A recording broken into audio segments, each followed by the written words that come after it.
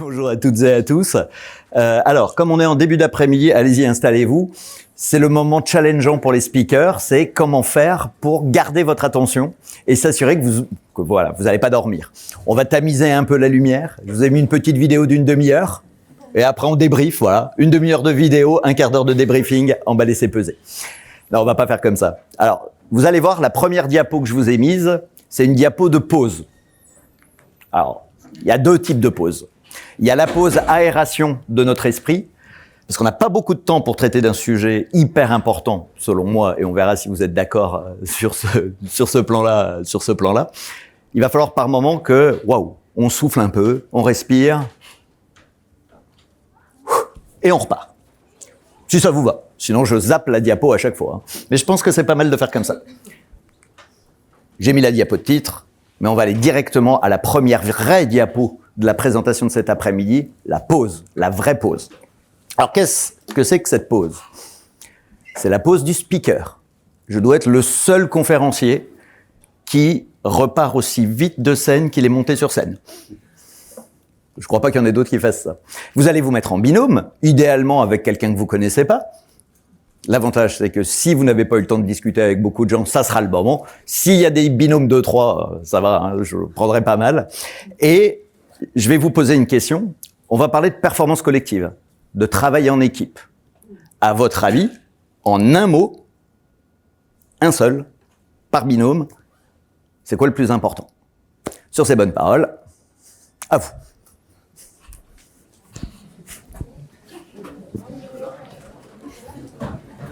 Vas-y, je t'en prie. Je me suis rabattu. Réveillons tout ce beau monde. Tu vois, c'est bien de commencer par une pause.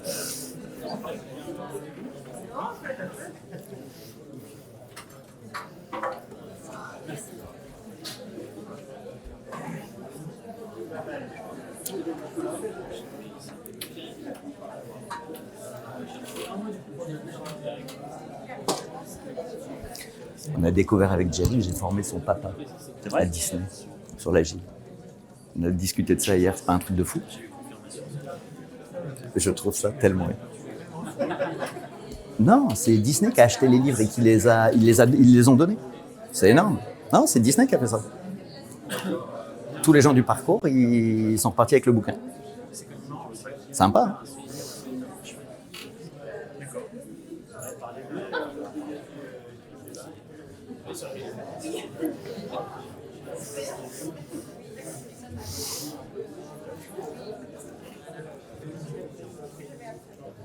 C'est bien, j'ai plus besoin de bosser, moi. Vous êtes lancés, tranquillou. Prenez une petite demi-heure, à la louche. Alors déjà, vous avez remarqué que j'ai pas été super cadrant, hein. J'ai pas dit combien de temps. Enfin, si, peut-être que je vous ai dit combien de temps, mais l'idée, c'est quoi? C'est de créer tout de suite un échange avec vous parce que je vais vous solliciter un paquet de fois pendant cette intervention. Le but, c'est pas que je vous déroule des slides, hein. Sur ce sujet-là, on peut, hein. Mais à mon avis, c'est plus sympa que ça soit participatif et qu'on co-construise ensemble. Alors, à la volée, on fait un tour de table dans l'ordre. Non, à la volée, les premiers qui veulent parler. En un mot, c'est quoi? Alors, si vous me dites 2 mots, c'est pas grave, hein, parce qu'il y en a qui me demandent la permission. Est-ce que 2 mots, c'est possible? Oui, tout est possible, comme les binômes de 3. C'est parti. Vous pensez à quoi? Le plus important, performance collective, travail en équipe, c'est quoi? Communication. Très bien. Sécurité. C'est-à-dire qu'entendez-vous par là? Le fait que les gens se sentent en sécurité pour s'exprimer et qu'ils parlent des choses qui les préoccupent. Ah, pas mal. Parce que sécurité, ça peut s'interpréter de différentes manières. Équipement de sécurité, EPI, équipement de protection individuelle. Je connais tous les acronymes d'EDF, même EDF, c'est un acronyme. On pourra rigoler là-dessus tout à l'heure si on a du temps. Parfait. Se sentir en sécurité, communiquer. C'est déjà un peu plus concret, se sentir en sécurité. Quoi d'autre? Abnégation, on a dit.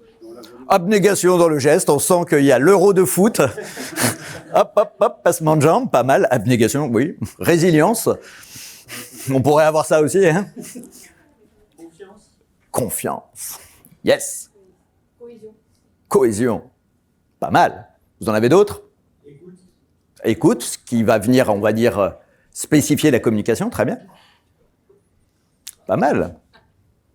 Alors, quand on a sorti tout ça, on a raison, vous avez raison, Mais comme l'a dit une de mes stagiaires, c'est très stratosphérique. Parce que si demain vous vous retrouvez dans une équipe agile, projet ou quoi que ce soit, et que je vous dis allez-y, communiquez, soyez à l'écoute et mettez tout ce beau monde en sécurité, là, ça va être un peu plus compliqué. Donc moi, mon objectif de ces 40 minutes maintenant qui nous restent, c'est de vous donner un max de clés concrètes pour arriver à transformer tout ce que vous m'avez dit en quelque chose d'opérationnel. Ça veut dire que quand vous repartez à 14h30, vous avez déjà des choses à tester et à appliquer. Vous aurez même des exercices à faire, en mon absence. Et je viendrai vérifier, chez chacun d'entre vous, j'ai mis des drones, des caméras partout, je vais venir vérifier que vous appliquez bien les consignes de tout à l'heure. Alors, on va commencer par cette première partie qui va... Alors, je vous mets ça parce que je suis un peu sadique, en fait. Je vais juste vous expliquer pourquoi. J'ai failli mettre une note à tes souhaits. J'ai failli mettre une autre diapo. Mais je me suis dit, avant qu'on aille sur l'exercice que je vais vous demander, je veux que vous vous sentiez en sécurité parce que l'endroit où je vous emmène, c'est un endroit plutôt sympathique. C'est l'univers carcéral. Donc j'avais le choix, hein, soit cette petite photo sympa qui nous aère l'esprit, soit la photo d'un prisonnier. Comme j'ai un abonnement à une bateau, j'ai 10 000 photos possibles. Je me suis dit, c'est quand même plus sympa en début d'après-midi ça. Vous allez devoir prendre une décision dans quelques instants. Si vous connaissez l'exercice, si vous l'avez déjà fait, ça n'a aucune espèce d'importance. C'est encore pour vous réveiller. Tout va bien. Diapo blanche. Début de la consigne. Les policiers interrogent séparément 2 complices en leur faisant la même proposition. Évidemment, vous l'avez compris, vous êtes l'un de ces complices. La proposition est la suivante, ligne par ligne. Alors, faut pas que je me plante, je vais quand même regarder. Si tu dénonces ton complice et qu'il ne te dénonce pas, tu seras remis en liberté et l'autre écopera de 10 ans de prison. Si tous les deux se dénoncent, c'est 5 ans pour tous les deux. Si personne ne se dénonce, c'est 6 mois pour tous les deux. Vous ne savez pas ce que votre complice va faire, puisque vous êtes interrogés séparément. Il y en a un dans le grand amphi, il y en a un dans le petit amphi. On vous fait la même proposition. Et commencez pas à me dire « Oui, mais ça, en France, c'est pas possible. » Je suis juriste. Que diable, je le sais. On est dans un état de droit encore. Donc ça, c'est pas possible, c'est très théorique. Et vous allez voir que ça va être hyper important sur ce qu'on fait. Et comme il y a des profils de rebelles dans la salle, je le sais, statistiquement parlant, il y a déjà moi plus d'autres, je vous mets 2 possibilités, parce que je vous connais. Vous allez sinon m'inventer des décisions. Donc là, vous avez le choix entre 2 trucs. Je dénonce mon complice ou je ne dénonce pas mon complice. Et vous m'inventez pas la 3e case. Je vous ai à l'œil. C'est un exercice individuel. Je vous laisse 30 secondes, montre en main, pour décider ce que vous faites, ce que vous feriez si vous étiez dans la situation. Et après, chacun votre tour.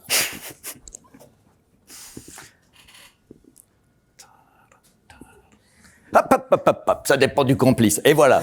Madame ne dénoncera pas. Je l'annonce, madame ne dénoncera pas. À l'avance. Cash. Direct. Je le sais. C'est pas vrai, peut-être ?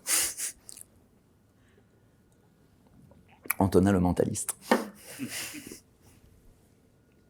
On est très prévisible. C'est bon ? Vous avez décidé ? J'ai pas imprimé des petits papiers pour la planète, hein, parce que quand je fais ça à des petits groupes, je leur donne le papier, je leur dis d'écrire et surtout je leur demande, notez en un mot ou une courte phrase, pourquoi vous dénoncez ou pourquoi vous dénoncez pas. C'est là où ça va être intéressant. Question, ceux qui dénoncent pas, levez la main. Oh, quelle empathie et quelle bienveillance dans la communauté agile, c'est beau. Pourquoi ? Pourquoi vous dénoncez pas ?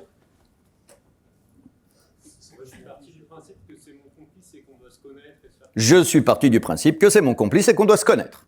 C'est mon poulet. Je ne ferai pas un coup avec n'importe qui. Très bien. Quoi d'autre ?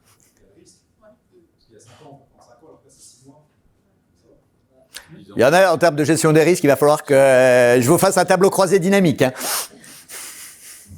Ça se discute. Mais en tout cas, tu peux avoir 6 mois. Quelles autres raisons ? Pour quelle autre raison vous dénoncez pas ?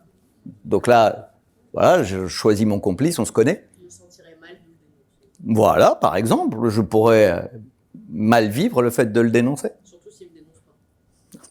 Tu serais libre. Je pose ça là, je dis ça, je dis rien, mais perso, je le vivrais plutôt bien. Hein. Je t'apporterai des oranges. Ok. Il y en a d'autres ? Allez. Là ? La crédibilité. Vas-y, c'est-à-dire ? C'est-à-dire qu'après, on peut lui faire confiance. Pas mal. Quand vous avez parlé de confiance, vous savez ce que c'est la confiance, hein, on en parle beaucoup dans la communauté agile. Hein. C'est plus facile de créer la confiance et de la maintenir que recréer la confiance quand elle a été rompue. Hein. Parce que là, vous allez ramer. Hein. Qui ne dénonce pas? Levez la main. Qui dénonce, pardon? Levez la main. Vous vous sentez en sécurité pour lever la main, ça va? C'est pas moi qui l'ai dit. Hein. Pourquoi dénoncez-vous? Parce que si je ne dénonce pas, je risque de prendre 10 ans de prison. Le risque est trop important. Le risque. Mais la crédibilité, elle prend cher. Pour quelle autre raison vous dénoncez? Sous pression, il peut me dénoncer, donc du coup, je vais minimiser les risques. T'as raison. Déjà, il y a une base. Hein. Vous vous retrouvez en garde à vue, on lâche rien. Hein. On attend son avocat. Je plaisante pas en plus en disant ça. On lâche rien. Ok, parfait. J'ai fait cet exercice-là dans une start-up, dans un séminaire. Ils se connaissent tous. J'ai demandé qui ne dénonce pas. Pourquoi? Ouais, on se fait confiance, c'est mon pote, crédibilité, tout comme vous. Et au moment où j'ai dit qui dénonce, je peux vous garantir que la sécurité dont tu as parlé a explosé en vol en moins de temps qu'il n'en faut pour le dire, puisque les, on va dire, 10% qui dénonçaient se sont pris dans la tronche. Ouais, balance, tu vas voir ce qui va se passer dans 10 ans, on sait ce que t'aurais fait en 39. Point Godwin, d'entrée, début de séminaire. C'était beau, hein. La DRH était morte de rire, puisqu'elle me connaît, elle savait pas que j'allais faire ça. Et j'ai continué avec ce qui suit, parce que les 4 qui ont levé la main ont la bonne réponse. Les autres, vous avez tout faux. Pourquoi? C'est facile de décider, regardez, je dénonce pas, il dénonce pas, elle dénonce pas. Ok? On remplit le tableau. Qu'est-ce qu'on met dedans? 5, 10, libre, c'est moi. On est bon jusque-là? Moralité, je dénonce. Pourquoi? 5 ans, c'est mieux que 10, hein? Bah regardez, s'il ou elle me dénonce, je sais pas ce que tu vas faire. Vaut mieux que je te dénonce. Et j'évite le pire, j'évite les 10 ans. Et je peux récupérer le libre. C'est le seul moyen d'éviter le 10, c'est de récupérer le libre. Parce que si tu me dénonces pas, libre c'est mieux que 6 mois. Voilà, c'était ça la bonne réponse. Ça dépend de quoi? Ça dépend de quoi? C'est égoïste. C'est personnel. Comment ça, c'est égoïste? On ne pense pas à l'autre. Devinez dans la start-up ce qui... Alors, ils n'osent pas trop tacler le conférencier. Mais on entend des phrases. Qu'est-ce que c'est que ce gars? C'est pas très humain. Moi, ce qui m'intéresse là-dedans, c'est quoi? Évidemment que c'est pas très humain. Parce que l'approche que j'ai là, et effectivement, ça dépend. Moralité, je dénonce. Si je décide de manière rationnelle pour minimiser les risques. Exactement, ça s'appelle la théorie des jeux, Morgenstern et tutti quanti. Ils ont testé sur court terme, long terme, en changeant les paramètres, tout ce que vous voulez. Là, on n'est pas du tout dans une démarche collaborative long terme, on est dans une démarche one shot. Parce que la crédibilité, elle prend un coup. Pourquoi c'est important ça? Parce que quand je commence à dire dans certains environnements qui dénoncent pas, et que ceux qui dénoncent à peine, ils lèvent la main, ils se font déjà défoncer par tous les autres, sans même pouvoir expliquer pourquoi est-ce qu'il dénoncerait? Vous doutez bien que la sécurité dont tu as parlé, elle n'existe pas. Quand bien même on a affiché partout #bienveillance sur nos murs. Hein. J'ai carrément un manager, alors plus c'est écrit gros, moins c'est bon signe. Vous le savez. Toute ressemblance avec des entreprises existantes ayant existé ou à venir serait purement fortuite. C'est là où on voit que je suis juriste. Je connais même les phrases que vous lisez pas dans les contrats. Alors non, c'est très très important ça. Parce qu'on va tendre à juger ceux qui ne fonctionnent pas comme nous. Et j'ai le regret de vous annoncer que personne n'a raison, personne n'a tort dans cette histoire-là. Ça dépend des paramètres. Et avec les infos que vous avez, vous pouvez prendre les 2 décisions. Sous pression, il va me dénoncer, par exemple. Alors pourquoi? 2 approches complémentaires quand on travaille en équipe. Une approche rationnelle, qui décide de manière objective et logique. Je fais un tableau, je dénonce pas. Là, quand je fais ça, je suis détaché de la situation. C'est pour ça que je rigole quand il y a quelqu'un qui me dit « C'est qui mon complice ?» T'es pas détaché de la situation, t'es impliqué dans la situation. Tu décides plus de manière logique, tu commences à décider selon tes valeurs. Confiance, crédibilité, loyauté, je pourrais pas vivre en ayant dénoncé quelqu'un. C'est plus de la logique, c'est de la subjectivité. Et là, vous êtes impliqué dans la situation. Le premier truc qui détruit le travail en équipe, c'est qu'on n'arrive pas à se comprendre alors qu'on parle du même sujet. Il y en a un qui regarde avec ses lunettes de rationnel, il y en a un qui regarde avec ses lunettes d'empathique. Et quand tu observes, comme moi je peux observer des équipes, et que tu les écoutes parler, c'est tennis fond de cours. Boum, bim, boum, bim, boum. Voilà. Federer, Nadal. Je suis un vieux. Je sais qu'ils sont à la retraite. C'est important ça parce que vous subissez ce qu'on appelle la dynamique des groupes. Quand on n'est pas sensibilisé à la dynamique des groupes, on la subit. Cherchons à la minimiser au maximum. Comment ça marche dans la vie de tous les jours? Admettons qu'en sortant de Agile Lyon, ce soir, vous avez plusieurs messages et appels de votre meilleur ami qui habite à 100 bornes d'ici et qui vous dit « j'ai été cambriolé ». Si vous voulez l'aider et que vous êtes rationnel, vous dites quoi? Vous faites quoi? Vous êtes rationnel. Il ou elle a été cambriolé. Il habite à 100 km, c'est parti. T'as appelé la police ou appelle la police, quoi d'autre? Est-ce que t'as appelé l'assurance, appelle l'assurance? Il y a un ordre dans lequel faire les choses. Le serrurier après l'assurance plutôt qu'avant. On déroule un process, une méthodologie, un sprint, si on change d'environnement. Ça, c'est la partie approche rationnelle. S'il n'y a que l'approche rationnelle, vous savez quoi? Ça ne marchera pas. Il y a l'autre approche. Vous avez une approche empathique, relationnelle. Vous dites quoi? Vous faites quoi? J'arrive. Je prends la bagnole. Je prends un Uber. Ça va me coûter 100 balles, 200 balles. Mais j'arrive. C'est là où c'est intéressant. Cherchons à moins se juger, parce que la sécurité dont tu parles, elle passe par les jugements de valeur. Alors, comment est-ce qu'on peut, à partir de là, travailler en équipe? Ça va être notre sujet. Moi, je suis pas agiliste à la base. Je suis pas informaticien. Hein. Moi, à la base, je bosse sur le leadership et le travail en équipe. LinkedIn m'a rappelé depuis combien de temps récemment, ce qui m'a profondément énervé. J'en ai carrément fait un post LinkedIn. J'ai insulté le service client, sachez-le. Cela fait 27 ans que... Ça fait pas 27 ans, mais ça fait beaucoup quand même. Depuis 2006, j'interviens sur ces sujets-là. Et je découvre l'agilité à l'époque chez Mythic. Ne me demandez pas, Mythic, tu faisais quoi? Des devs, chez Mythic. Et là où c'est génial, c'est que Eric, le premier qui me présente ça, dans une réunion, me parle en agiliste. Le PO et Scrum Master qu'on avait oublié une story dans le Kanban, tu vois. Ah, Kanban, je connais. J'ai fait du Lean, ça me parle. Pendant 3 quarts d'heure, je vais être abreuvé de tous ces concepts, les schémas avec la grande roue, la petite roue. Je suis sorti, je suis allé à la pharmacie, j'ai acheté du Doliprane. Et après, j'ai essayé de comprendre ce qu'il y avait derrière. Le sprint agile, la méthodologie agile, c'est une chose. On parle beaucoup de mindset agile. Tout ce que vous avez dit, c'est le mindset agile. Communiquer, être en sécurité, faire du feedback, vous l'avez pas dit, mais ça va dans la communication, être à l'écoute. C'est ça le mindset agile. Sauf que ça, c'est comme une déclaration d'intention. C'est comme les valeurs d'une boîte. Hashtag bienveillance. Ok, super. On fait comment demain? C'est ça qui est important. C'est quoi le secret des équipes performantes? Première partie. Vous connaissez Google? De nom. Ce logo me rappelle quelque chose. Pour la petite anecdote, il y a un peu plus d'1 an, je fais une conférence pour une boîte qui s'appelle 55, qui bosse dans la data. Ils sont à 200 mètres, ils sont à Saint-Lazare, à Paris. Ils sont à 200 mètres de chez Google.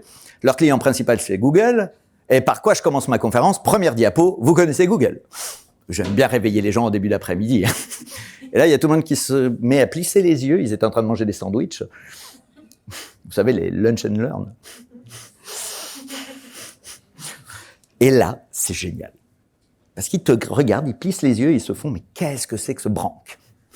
Non seulement tout le monde connaît Google, mais nous, mec, on y est tous les jours.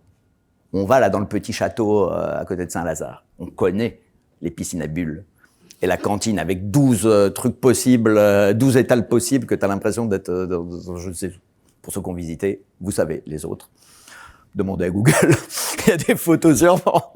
Alors, pourquoi je vous parle de ça? Parce que j'avais fait un pari. J'étais persuadé qu'une grande majorité des gens n'auraient pas entendu parler du projet Aristote. Avez-vous entendu parler du projet Aristote? Certains, oui. Il y en a un, sûr, parce qu'il a utilisé le terme, et c'est pour ça que j'y suis allé en disant « sécurité, c'est-à-dire chaussures fourrées ?» Non. Là, on va toucher du doigt le truc le plus important de ces dernières années sur le management, le leadership, l'agile. Et je pèse mes mots en disant ça.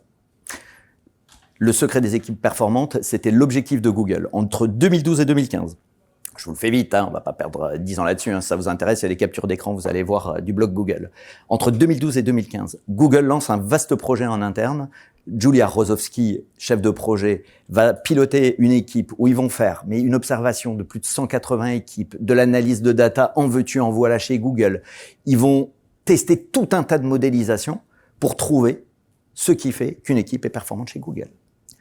Premier, on va dire, axe, et c'est pour ça que j'avais fait le petit dessin au début avec les personnages en forme de moutons du Seigneur des Anneaux. Première idée qu'ils ont eue, c'était justement de générer de la diversité dans les équipes, de prendre des gens, voilà, moitié hommes, moitié femmes, de mettre des gens autodidactes avec des surdiplômés, une de Yale, un d'Harvard, un équivalent BTS, etc., etc. Des gens qui viennent de partout. Et notre fameuse Julia, là, dans un article du New York Times, elle dit « Tada, on l'avait l'équipe performante. Il n'y a qu'à mettre tout ce beau monde ensemble. » Combien de salariés chez Google?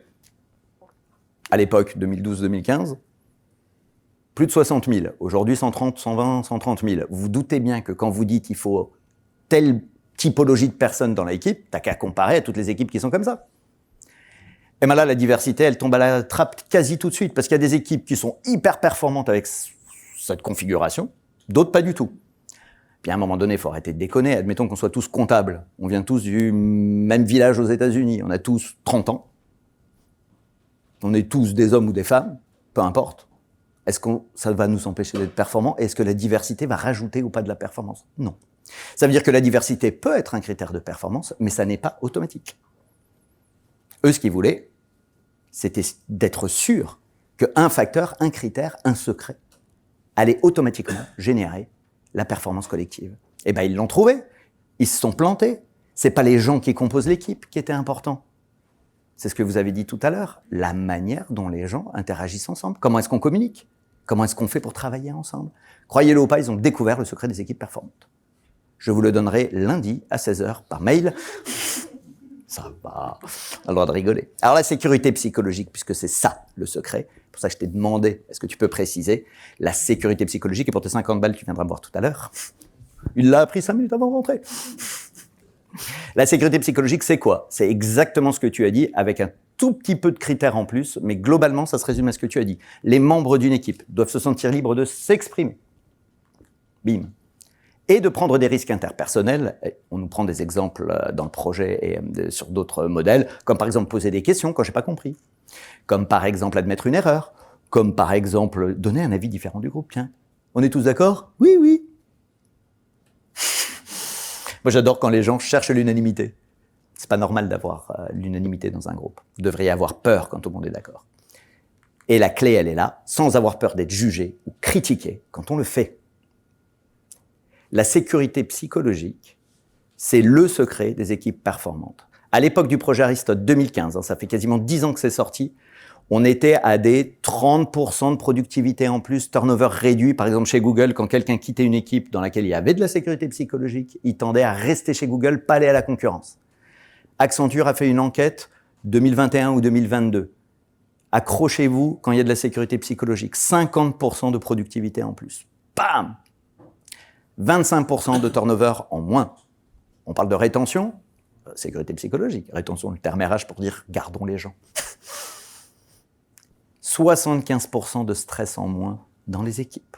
Et j'en passe, je ne vais pas vous donner tous les indicateurs, vous irez regarder.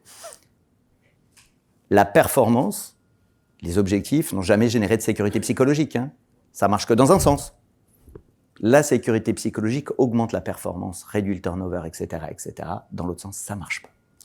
Depuis ça, chez Google, vous savez ce qu'ils font? Ils mesurent la sécurité psychologique dans les équipes. J'accompagne Chanel, la nouvelle PDG de Chanel, Lina, implante la sécurité psychologique dans tout Chanel. C'est devenu une des valeurs de Chanel. J'ai dit il y a 10 ans, vous verrez, dans 10 ans, tout le monde en parlera. Il nous reste 1 an. Vous avez encore un petit peu d'avance, vous avez du bol. Dans 1 an, tout le monde va en parler. C'est pas une blague. Ça, c'est le blog Google. Vous avez l'adresse en haut. Il bug en ce moment, mais en fait, c'est pas un bug, il est en japonais. Donc j'ai vérifié pourquoi il était en japonais. Va peut-être falloir aller sur archive.org si vous voulez retrouver le truc, parce que manifestement, l'équipe qui tient le blog est l'équipe japonaise, et ils ont décidé de tout basculer en japonais. Parce qu'au début, je me suis dit, j'ai un problème avec mon ordi. Non. Donc, vous avez l'adresse, peut-être que ça reviendra en anglais, c'est pour ça que je vous ai mis celle-là. C'est pas le seul facteur, ils en ont identifié 5, mais c'est pour ça que je vous l'ai mis là. Sur les 5, le seul vraiment déterminant, c'est la sécurité psychologique. Se sentir libre de s'exprimer sans avoir peur d'être jugé. Les autres, ils sont importants, mais pas aussi essentiels. C'est comme si on avait la tour Eiffel tout en haut. Sécurité psychologique, premier étage, les 4 autres. Et c'est pas moi qui le dis, la célèbre Harvard Business Review nous dit qu'à l'année 2022, 2021, 2022, l'agile ne peut pas fonctionner sans sécurité psychologique. Bingo, ça faisait 10 ans que je partageais la sécurité psychologique dans les équipes agiles. C'est la revue de référence sur le leadership, le management à l'international. Vous avez la référence de l'article si vous voulez aller creuser le sujet spécifique pour les équipes agiles. Je suis sympa. Je pourrais même vous envoyer le PowerPoint parce que je vois que vous faites des photos. Demandez-moi sur LinkedIn, je vous envoie le PowerPoint ou donnez-moi vos mails. Tout le monde peut faire des erreurs. Et là, je sais qu'il y en a là. Antonin, tu peux pas laisser cette diapo, ça me stresse, ça m'angoisse. J'ai pas pu m'en empêcher. Il y a des gens, parfois, je mets des diapos comme ça, ils font « Ah, il y a une coquille. On vient de parler du droit à l'erreur. » Et je me fais tacler. C'est quand même super drôle. Hein. J'ai accompagné Blablacar, puisque la chance que j'ai eue de pouvoir travailler très tôt chez Mythic avec le turnover inhérent dans les startups, je me suis retrouvé à travailler avec Blablacar. Ils étaient 30 à l'époque. Quand je les ai connus, plus de 700 aujourd'hui. Content Square, ils étaient 70 en 2017, ils doivent être plus de 2000. Il y a eu une période, à chaque fois que je me connectais sur LinkedIn, ouais, on ouvre un bureau à tel endroit. Le Bon Coin, etc., etc. Et un des 3 fondateurs de Blablacar, c'est un ancien de Mythic, le premier dev, le premier codeur, moins connu que Fred Mazzella, Francis Napez. C'est lui qui m'a fait intervenir là-bas. Et pourquoi je vous parle de ça? Parce que leurs anciennes valeurs, c'était ça. Alors on va zoomer, hein. Moi, ma préférée, In Trust, We Trust. Ils étaient forts en marketing. Hein. Bam! Fail, learn, succeed, en haut. Alors, évidemment, le plus important, hein, c'est ni d'échouer, ni de réussir. Hein. C'est d'apprendre de ses erreurs. Elle est là, la clé. Elle est là, la clé. Et ben, vous voyez toutes ces valeurs-là, elles étaient affichées partout chez Blablacar, mais contrairement à beaucoup de boîtes qui affichent des valeurs #bienveillance, on ne pouvait pas les retrouver dans d'autres boîtes, parce qu'il y en a, vous ne les comprenez même pas. Vanity, sanity, reality, ça veut dire quoi? Si on ne vous l'explique pas, vous ne comprenez pas. Et vous ne savez pas comment elles ont été conçues, construites, à quoi ce qu'elles représentent en interne chez Blablacar. Ce sont des principes de management en interne, des principes de travail en équipe. Ce n'est pas de la com externe. Hein. Tu n'as pas besoin de le savoir hein, si tu ne bosses pas chez Blablacar. Par contre, si tu es chez nous, les 10 valeurs, tu les connais. Et tu les utilises au quotidien. Donc c'est très bien de dire, on fait confiance. Mais est-ce qu'on a le droit à l'erreur? Vous voyez l'idée? C'est l'heure de boire un coup. Oui, parce qu'en fait, j'ai menti tout à l'heure. Ça, c'est de la diapo pour que je puisse boire des coups. C'est de l'eau. Je préfère préciser, on sait jamais. C'est le truc le plus puissant, j'insiste là-dessus, de ces dernières années, cette histoire de sécurité psychologique. Et c'est valable partout. C'est valable en management, c'est valable en agile, c'est valable en management de projet, c'est valable en famille. Vous sentez-vous en sécurité psychologique quand vous allez bouffer le dimanche midi? Surtout dimanche, midi. J'avais oublié, ça vient de me revenir. Je vais aller manger tout seul quelque part. Foutez-moi la paix. Alors, le secret des équipes performantes, deuxième partie, parce qu'il y a la première partie, le secret des équipes performantes avec la sécurité psychologique, mais il va falloir aller un cran plus loin. C'est facile de dire aux gens, sentez-vous en sécurité psychologique pour vous exprimer sans être jugé. Là, je vais vous montrer que c'est plus facile à dire qu'à faire. Et ma dernière partie, ce avec quoi je vais conclure, je vais vous donner un outil pour pouvoir faire de la sécurité psychologique dans vos équipes. Comme ça, au moins, vous partez outils. On est tous d'accord, je vous l'ai mis là, la phrase. On est tous d'accord? Oui, oui. Ça, c'est pas normal. Vous connaissez peut-être cette expérience qui est l'expérience de Solomon H. quand on demande aux gens, tiens, est-ce que vous êtes d'accord? Pourquoi est-ce que les gens disent oui alors qu'ils pourraient penser non? Imaginez, vous avez répondu à une annonce. On vous donne 50 balles, 50 € pour 1 heure dans une université. Vous venez et vous croyez faire une expérience sur la vue. Ils vous ont menti, c'est une expérience sur le conformisme. Vous êtes lui. L'avant-dernier quand on fait un tour de table gauche-droite. Et on vous dit, voilà ce qu'on va faire. Je tiens une ligne étalon et vous allez me dire si ça correspond à la ligne A, B, C. C'est des cartons à l'époque. C. Voilà. Là, on est au clair. C'est la bonne taille. Premier tour, on fait la bonne réponse. Deuxième tour, la bonne réponse. Troisième tour, la bonne réponse. Et au quatrième tour, l'équipe... Ah, pardon, pourquoi il l'a fait ça au quatrième tour, la ligne est talon. On dit plus la C est la bonne réponse, on va dire la B. Imaginez, vous êtes le 5e ou 6e, l'avant-dernier. Le premier dit réponse B au lieu de la réponse C. Le deuxième dit réponse B au lieu de la réponse C. Vous êtes sûr qu'il se plante? Dans la salle d'à côté, on fait un test. On met que des gens qui ont répondu aux annonces, le taux d'erreur est de 0%. Sauf que dans la salle où les gens disent le contraire de ce qu'ils voient, regardez la tête qu'il a au moment où il doit répondre. C'est à vous. 32% des gens, donc dans cette salle, je ne sais pas combien on est, mais un tiers de cette salle aurait répondu la mauvaise réponse, juste à cause du groupe. Toute ressemblance avec des réunions existantes ayant existé ou à venir serait purement fortuite. On fait une réunion à midi, elle dure jusqu'à 13h normalement, 13h05, 13h10, 13h15. Vous avez des questions. Le jour où il y en a un qui a fait « Oui, moi, écoutez, j'ai une question. » T'as tout le monde qui te regarde, je vais te dégommer. Sécurité psychologique, 0. Moins 10. Mais là, le pire, et c'est ce que je pense, je préfère au monde, mais vraiment, c'est « On est tous d'accord ?» Oui, oui. Et quand t'es consultant, que t'entends ça, tu dis « Mais vous êtes d'accord sur quoi ?» Prenez un post-it et notez sur quoi vous êtes d'accord. On aime bien les post-it dans l'agile, vous pouvez faire ça sur autre chose.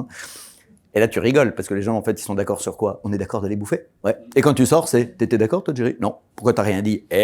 Mec, je saute pas un repas, moi. J'ai la dalle.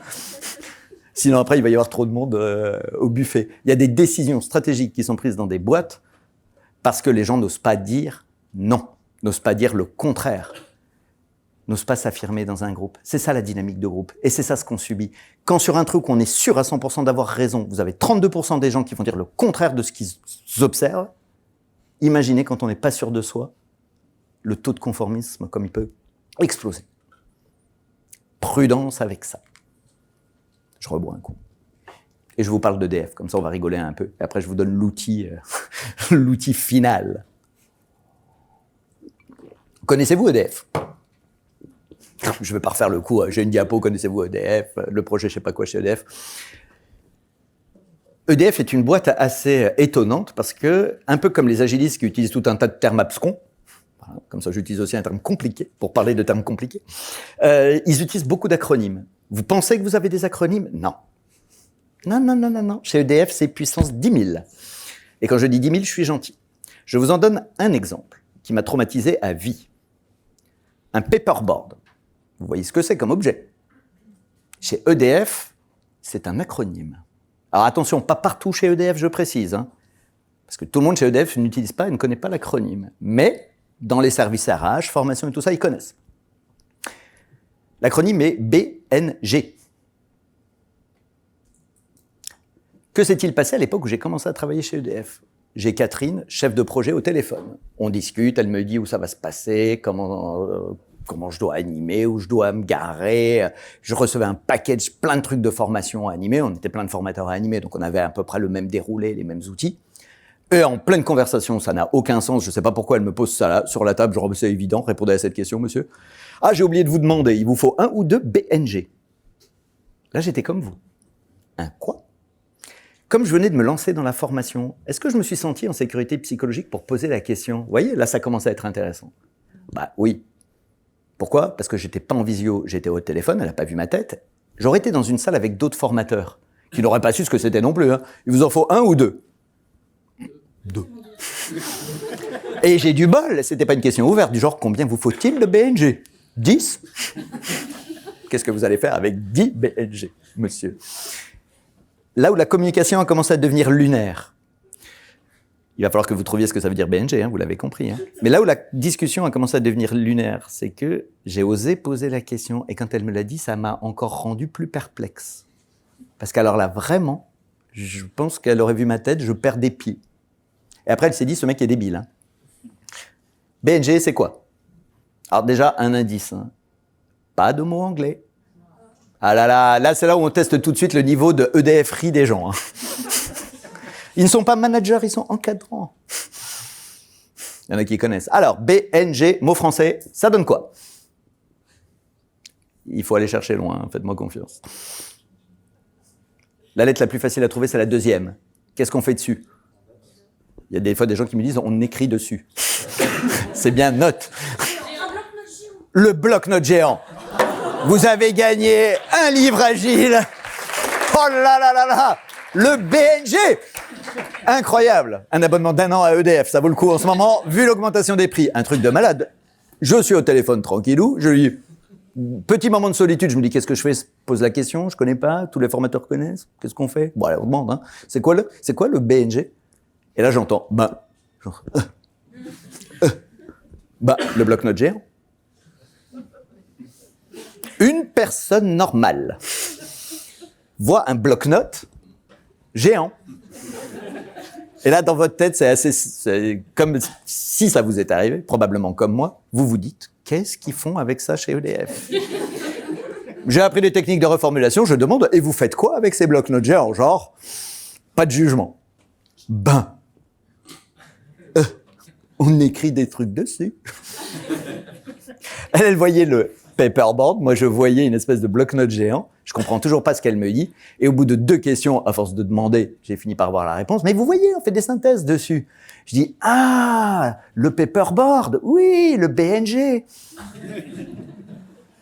Et là, croyez-moi sur parole, j'ai dû apprendre une nouvelle langue, parce que j'en ai des pires que ça. Mais je les garderai pour la prochaine fois où je viendrai vous voir à Lyon. C'est terrible quand on y pense. Elle est où la sécurité psychologique quand on n'ose pas demander et qu'on fait style qu'on a compris? Parce que c'est ça qui se passe. Quand vous avez des gamins qui viennent faire des stages de 3e ou quoi que ce soit, ils comprennent rien, les pauvres. Merci, madame. Nous avons une 3e partie qui est la plus importante, vous en doutez, c'est concrètement, avec tout ce que je vous ai dit, on fait quoi? Il vous faut un outil. Alors, l'outil, c'est là où vous allez voir que j'ai rattaché à Star Wars, j'ai pas pu m'en empêcher, puisqu'on parle de cinéma. Cette technique de communication est la plus redoutable que je connaisse. Elle fonctionne très bien. Elle a été copiée maintes fois. Elle est peu connue. Mais vous allez retrouver, exemple, la communication non violente. Si je vous dis, parlez-moi de météo, dites-moi quelque chose de factuel sur la météo. Il fait chaud. Quoi d'autre? Il fait très chaud. Il y a du soleil.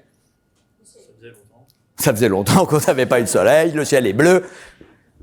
Il n'y a pas une phrase factuelle dans le lot. Il fait 30 degrés. Le ciel bleu, quelle couleur Pantone? Il fait 30 degrés. Pas assez factuel. Et vous allez me dire, mais si, 30 degrés quoi? Celsius ou Fahrenheit? Ou quand il fait 30 degrés Celsius, le temps à tel endroit, là ça commence à être factuel. Je ne donne jamais mon âge, mais je donne des indices. Alors ici, il y a des geeks, vous devez le savoir. Ceux qui ne savent pas, vous pouvez partir. Je ne vous retiens pas. Donc je suis né la même année que la sortie de Star Wars 4, qui était le premier, comme chacun le sait. Un nouvel espoir. Voilà. Ça, c'est factuel. J'ai mon permis de conduire ou ma carte d'identité, vous avez la date de Star Wars, on compare, c'est tout bon. Tout ce que vous avez dit, domaine d'une opinion. L'opinion est subjective et discutable. Dimanche, quand vous allez discuter de politique, si vous avez le bonheur de parler de ce sujet-là, vous allez être là-dedans. Vous allez vous taper dessus. Parce que regardez, dans les 3 catégories, c'est la seule qui est discutable. Ça génère des tensions. Donc là, je vous ai mis, exemple, Star Wars est le meilleur film de tous les temps. Allez, j'y vais en plus en mode bourrin. Vous imaginez le débat? Non, c'est de la merde. On peut se taper dessus sur Star Wars. Imaginez sur la politique. Ou tous les sujets sensibles, que ce soit la religion, les croyances, les opinions, tout ce que vous voulez. C'est normal de ne pas être d'accord dans une équipe. Partez du principe que c'est normal de ne pas être d'accord. Maintenant qu'on a posé le truc là, on fait quoi pour travailler ensemble? C'est ça la clé. Parce que c'est être d'accord, c'est l'exception, être d'accord. Donc partez du principe que c'est normal de ne pas être d'accord. Arrêtons de nous taper dessus. Et le sentiment, c'est quoi? Sur Star Wars, ça donnerait quoi? Plutôt que de dire « ouais, c'est le meilleur film » ou « c'est de la daube »,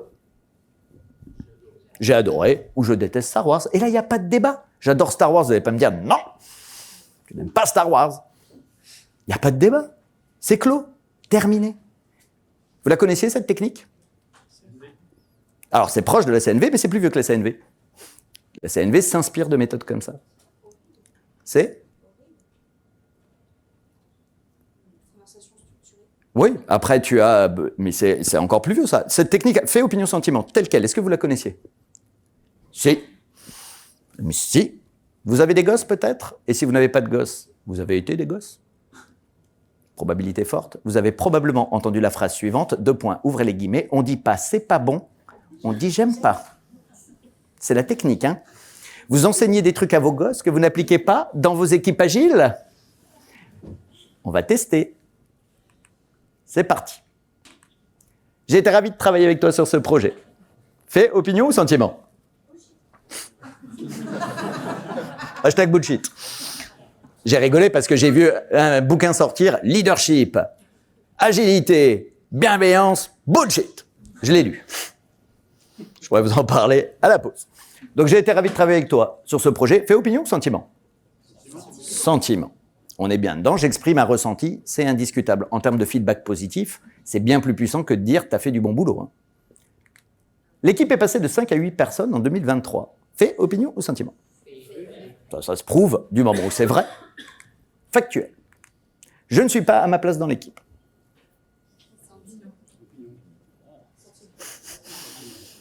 J'ai failli pas mettre la réponse et basculer à la suivante.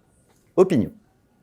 Parce que la suivante, regardez, je ne me sens pas à ma place dans l'équipe. Sentiment. La différence est essentielle dans la communication parce que les mots que vous utilisez vont avoir un impact. Vous m'avez parlé d'écoute tout à l'heure. Vous me dites l'écoute, c'est important.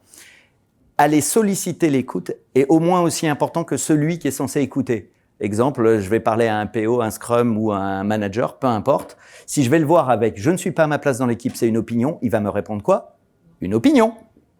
Il va me dire « mais non, qu'est-ce que tu racontes? Bien sûr que tu es à ta place dans l'équipe. » Ou « la porte est là, je ne te retiens pas, j'attendais que tu le dises. » Ça fait débat. Alors que je ne me sens pas à ma place dans l'équipe, là vous ouvrez la porte de l'écoute, parce que ça va être quoi la réponse?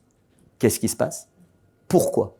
Ça veut dire que le sentiment négatif, il est valable, on va dire, l'émotion, elle est là, mais la manière de la formuler va générer soit un débat oui, non, d'accord, pas d'accord, soit recherche de qu'est-ce qui se passe, compréhension.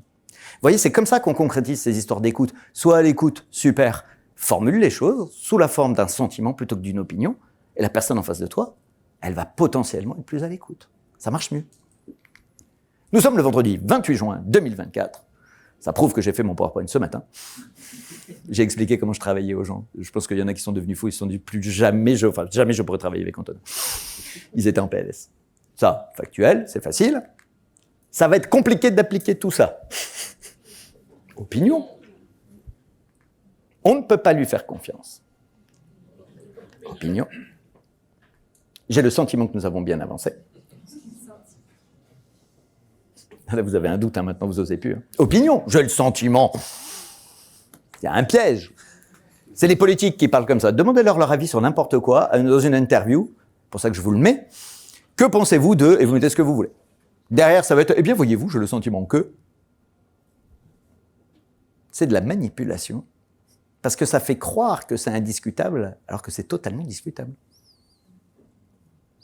Parce que ça ne viendrait jamais à l'idée de quelqu'un de dire « j'ai le sentiment que j'aime mes gosses ». Là où je sais qu'il y en a qui ont des gosses, c'est si je dis « j'ai le sentiment que mes gosses me saoulent ». Ça marche aussi. Il y a peut-être des enfants dans la salle, bouchez vos oreilles. Et on peut passer de l'un à l'autre en moins de temps qu'il en faut pour le dire là aussi. Hein. Ça te prend 3 secondes pour basculer de l'un à l'autre. Personne ne s'exprime comme ça. On n'est pas assez attentif à ce qui se passe. Et vous savez quoi, dans les rétros, c'est pas la peine d'aller chercher des trucs trop compliqués. Hein. On va faire des Lego, on va faire des bâtons d'hélium. Et si on faisait un marshmallow challenge, ça fait longtemps qu'on n'a pas cassé des spaghettis ou tout ce que vous voulez. Très bien. Mais allons sur les fondamentaux. Hein. Parce que quand j'ai commencé à bosser en agile, j'ai vu exactement les mêmes problèmes. Tiens, regarde. Ma dernière diapo. Comme ça, on est bien. J'ai vu exactement les mêmes problèmes qu'à l'époque du Lean. C'est pas en collant des post-it sur un mur que tu es agile. Hein. C'est pas en collant des post-it sur un mur et en étant debout que tu es agile. Parce que ça se résume à ça, en général, l'agilité. C'est bon, on est agile, on fait des stand-up et on colle des post-it. L'état d'esprit est plus important que l'outil. Moi, je préfère des gens qui n'ont pas tous ces rituels, mais où il y a de la sécurité psychologique. Parce que vous savez quoi, quand il y a de la sécurité psychologique, mettre en place un rituel, c'est comme ça. S'il n'y a pas de sécurité psychologique, vous aurez beau mettre en place les rituels, vous savez ce qui va se passer? Ils vont tomber à la trappe. Et le plus important des rituels de l'agile, la rétro, s'il n'y a pas de sécurité psychologique, ça ne sert à rien de la faire. Si les gens ne se sentent pas libres de s'exprimer sans avoir peur d'être jugés. Alors, je vais vous donner un exercice pour la fin de la journée. Vous n'allez pas m'aimer, mais ce n'est pas grave. Dans les 37 secondes qui me restent, vous n'avez plus le droit de porter le moindre jugement de valeur jusqu'à ce soir. Autant vous dire que vous n'y arriverez pas. Je vous donne 10 minutes. Si déjà vous tenez 10 minutes, vous êtes balèze. La seule règle que je pose quand je travaille avec une équipe, et je déconne pas en disant ça, je pose qu'une seule règle, pas de jugement de valeur. Point final. Vous dites tout ce que vous voulez, sauf ça. Et puis je vais terminer avec une petite anecdote pour vous faire rire. J'étais chez Disney, j'accompagnais les managers de chez Disney, et un stagiaire de 3e, j'en ai parlé tout à l'heure, est venu faire un stage. Vous allez voir poser des questions quand on n'a pas compris. Je termine avec ça. Et là, c'est génial, parce que le gamin ne comprend rien pendant la semaine où il est là à tout ce qu'on raconte. Imaginez, le langage Disney, les guests, les castes, le stirco, les team leaders. Allez, c'est parti. Le langage informatique, le langage agile, les anglicismes. Le gamin fait un rapport de stage avec un glossaire. 700 pages. Bon, je rigole. Il fait un glossaire. Il distribue le glossaire le vendredi midi. Sur les tables de l'équipe, il l'avait imprimé. Le manager qui était là prend le truc, commence à regarder. Et là, il voit, 2e page, un tableau avec les salaires de tout le monde. Ça n'a rien à voir avec l'histoire, mais quand même, il s'est dit, je rattrape tout. Je débunk avant même qu'on continue. Et 2e truc, et ça sera ma conclusion, il regarde le glossaire et il voit meeting. Et vous ferez le lien vous-même avec la sécurité psychologique. Le gamin a donné la définition de meeting. Meeting, 2 points. Ouvrez les guillemets. C'est comme une réunion, sauf qu'on n'y prend pas de décision, point, fermez les guillemets. Merci à toutes et à tous, c'était un plaisir d'intervenir. Bon après-midi et bon courage pour tenir 10 minutes sans jugement de valeur.